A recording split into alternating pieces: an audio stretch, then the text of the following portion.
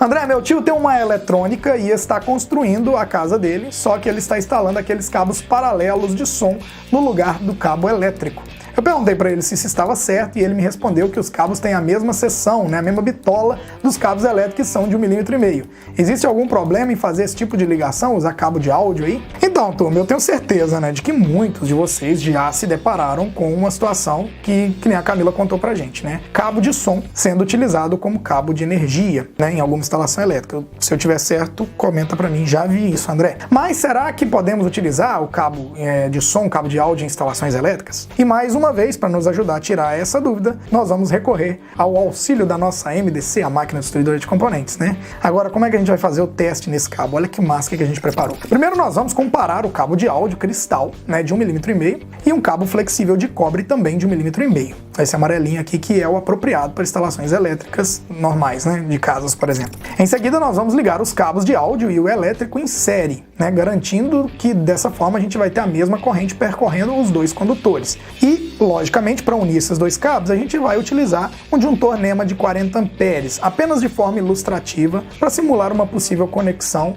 né, mal dimensionada, vamos falar assim, que nem foi o primeiro vídeo dessa semana que a gente fez. Então, por isso que a gente vai estar usando um disjuntor. E, por fim, nós vamos simular uma sobrecarga elétrica nestes cabos, né? Nós vamos aplicar uma corrente acima da que os cabos suportam e também uma corrente acima do que o disjuntor suporta para ver se ele vai desarmar ou se os cabos, um deles vai ser danificado. Vale lembrar que, conforme o primeiro teste da semana também, o disjuntor NEMA, ele provavelmente não irá atuar aí com uma corrente um pouco acima do que ele foi projetado, né? Então, devido ao mau dimensionamento e também à sobrecarga, alguma coisa a gente já pode esperar do teste de hoje, né? Mas e aí? Sendo assim, iniciamos o nosso teste com um pouco mais de 50 amperes na nossa ligação. Não deu nem tempo de verificar a temperatura inicial do teste, pois em apenas 20 segundos o cabo de áudio do teste aqui, o cabo de áudio já começou a soltar fumaça. Nesse momento, a temperatura no cabo já estava em torno de 140 graus, cara, isso que nunca aconteceu em 20 segundos. Pouco tempo depois, a corrente ela estava em 40 amperes devido ao aumento da temperatura, né, do condutor. Então a gente elevou novamente a corrente um pouquinho, só que dessa vez para 50 amperes no intuito do disjuntor desarmar ou do cabo se romper. Nesse momento, a temperatura nesse cabo ela já passava dos 230 graus.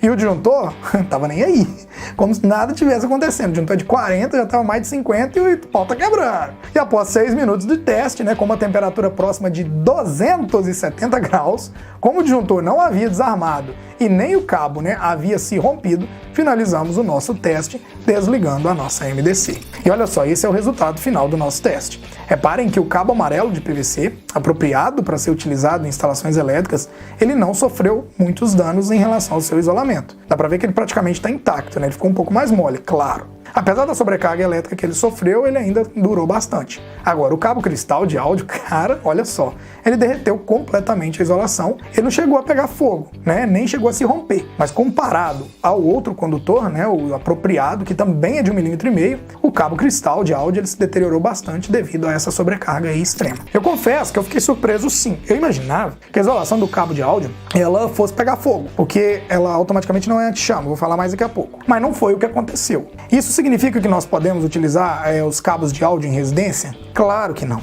Não podemos. Ele não foi fabricado para ser utilizado em instalações elétricas. Ele foi fabricado para ser utilizado para som. É simplesmente isso. Apesar desse cabo possuir isolação, né, de PVC em 70 graus, ele não atende ao item 6.2.3.4 da NBR 5410, que cita que os condutores isolados com isolação de PVC devem ser não propagantes de chama. Dito isso, como a isolação dos cabos de áudio não é anti-chamas, e isso a gente encontra nos sites dos fabricantes, eles não podem ser usados em instalações elétricas conforme precisam ser os cabos para uso residencial. Simplesmente por esse detalhe ele não está compatível com a norma. E uma observação de sempre aqui, né? É claro que se a instalação estiver bem dimensionada, né, o disjuntor ele vai evitar uma sobrecarga elétrica e, consequentemente, ele vai evitar um incêndio. Mas você já parou para pensar que a maioria das instalações elétricas aí no nosso país não está bem dimensionada, né? E outra coisa, os testes que a gente faz aqui, gente, ele, incluindo o teste de sobrecarga extrema, ele tem caráter unicamente didático. A gente não é um laboratório certificado para ficar laudando componentes ou algo do gênero. É apenas didática, é apenas para mostrar coisa que a maioria das pessoas não consegue ver, tá bom?